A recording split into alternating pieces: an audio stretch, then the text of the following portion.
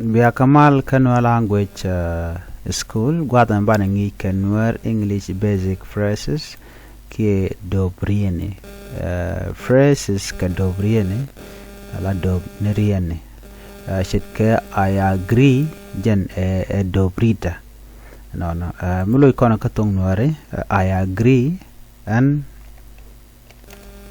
madaja and madaja lami mede karandong temi shala dienaja kashi no mandana lade di larno I agree ki and madaja ki stangon de laro and no kaja bona I agree and no kaja di larno no mrodiena me I am bored me chira me dong te ka gwasti tende larno nena and che shoot ki tangon de laro de and luang ha mti gwan me dong shi shilo de cheteten nende larno I am bored me and chechu ke han luang ha ano dong guru de lo dara tet ketele me do dien me ladi me guji de la de lar I am bored de jono we de ke de I am bored kien an luang gwata mane lo guru guardian me de roten mrian gwasa me he is married to her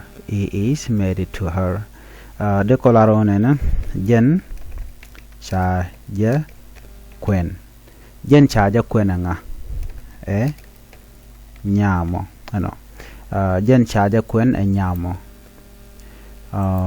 ka kon wer ci kon de lara no jen cha ja kwen nyamo en wut do kon lara no jen cha ja kwen wudamo duno kona me talk English is married to her me lode ni nyal her is married to her me lode ni wudamo chaja kwen nyamo but la kula nan kano is me a singular sola nan ke jen okay ni chang la nan ke jen but binganje no roje ka kwi wud ka ki roje ka kwi dol wud chaja kwen nyamo is married to her no more there we non jen chaja kwen nyamo anytime she is shinen ki machinen be nan kangu ke re chale janane ke mishale she ke it kan dia la nan do mo is married to her jen chaja kwen nyamo ki jen cha nyamo kwen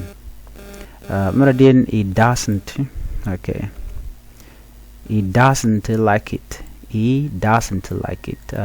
muluno jen she janok dio ja shala yenen no mishi shenen bi de nanke jen he doesn't like it jen she janok she jame lurne gak dor ka de yenen gwad me te ke bil gaka ma gak dor no mo shi to he doesn't like it jen she janok de nang no jen she janok muradiena me she can sing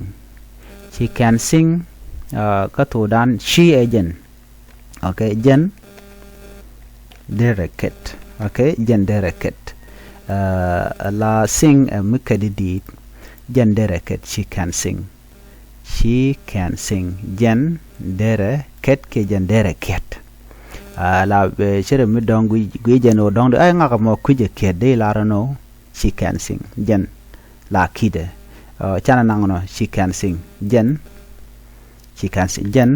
la kide chana la no jela kide like she can sing jen la kide dong te ram kana ngaje no la kide de la ro jen la kide I did not know ki I didn't know de la de en gak bel gaja kana ngach no de nangano en kana ngach I didn't know en kana ngach I didn't know and kana ngach I have a questioned mugorja and ta ke teach mitijiran and ta ke teach I have a questioned mugorja no jindong bran bi teach de larde and ta ke teach ki I have a question and ta ke teach okay wana wudniam he is good at English jen nature tok English de kono gorno no English te mbokula correct gwado bukono kulo tenda bana ka correction de mandong de randa ngai ke jam is good at English. Is good at English. Sometimes she de nang she de la jen ngaje tok English. Is good at English. Jen goaye ka tok kawai. Jen goaye ka tok English. Is good at English. De kon lar no is good at English. Jen goaye ka English. Okay. Jen goaye ka English. Muradiana I suggest you go. I suggest you go. Okay. And de ji juk and o will. Okay. I suggest you go. And de ji juk and o will. And de ji juk and o will. I suggest you go. Don't take me chala guat monde ran kulu chumuno and chom jino deru. Like suggesting ana shir mi chumran ko jogo jano de namle NDG chum okay hold on NDG jogo no work and de ji chum and o wer de larno mi chumran de larna I suggest you go. Okay. And de ji chum and o wer I didn't see him and kan nen and would I didn't see him de la would ki and dollar ko different de le would ki doll you know ki doll ki ramamo and kan nen and ramamo but ko im me roje ke and ke ki would ka okay Michelle le her dong dar waka nyal ki shek ko I didn't see him de la and kan nen and wudamo kian kananen and dolamo diri nang no ko do dan diri nang ka ja wana ka medodiana gwasame no kono ka me chagora he is very smart de kon larade jen rami ngach ngwa ke jen rami pel hello Rami smart, Rami pel, okay? Jen Rami pel along ki Rami ngay door. He is very smart. Jen Rami pel along ki jen Rami ngay door. Is very smart. Ki simply jen pele. Jen Rami pel. Nyok man biya ngay gwasa me I raje ke kwiwut ke chimana chalar yenen. Madong gwar de la no jen. Okay, wood ki dol. De nanga jen guatemone is very smart jen rami pel jen wood mi pel so de nanga no guadadan guru jeno dong de kula ngati gua so de jogono ngani he ke she ke it be chutia ka ji I ke she ke it chal ke singular pronouns la raiken ke qui ram do dien kalar yot kene michal ke jen mola yos kamo is very smart jen rami pel along mradiana me I am going home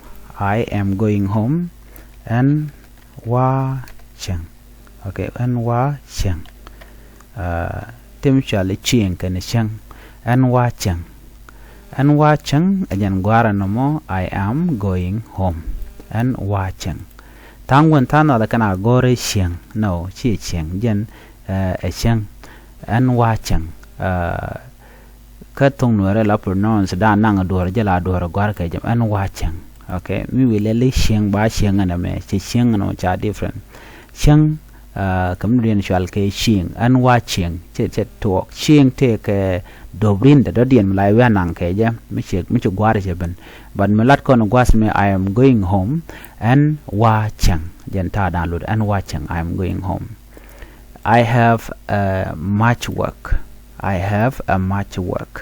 and ta ke lat mi di de la no and ta ke lan mi di you know mi dong ti ke lan mi di melody I have much work much work and takalat midit. Okay, is better chay joganin misha ishi anin biya to kay jen ki wut jen jen we gwa is better jen gwa e de kon larno jen gwa e anono en nga en wut ki en dolomo is better jen gwa e is better jen gwa e is better. I didn't finish and kana took. I didn't finish and kana took. I didn't finish mugor jano dong de larno kana took. I didn't finish and kana took. Na me nyod mutual ka gak biel gag dora me gag dor chale de mo ka jana mon and kana took.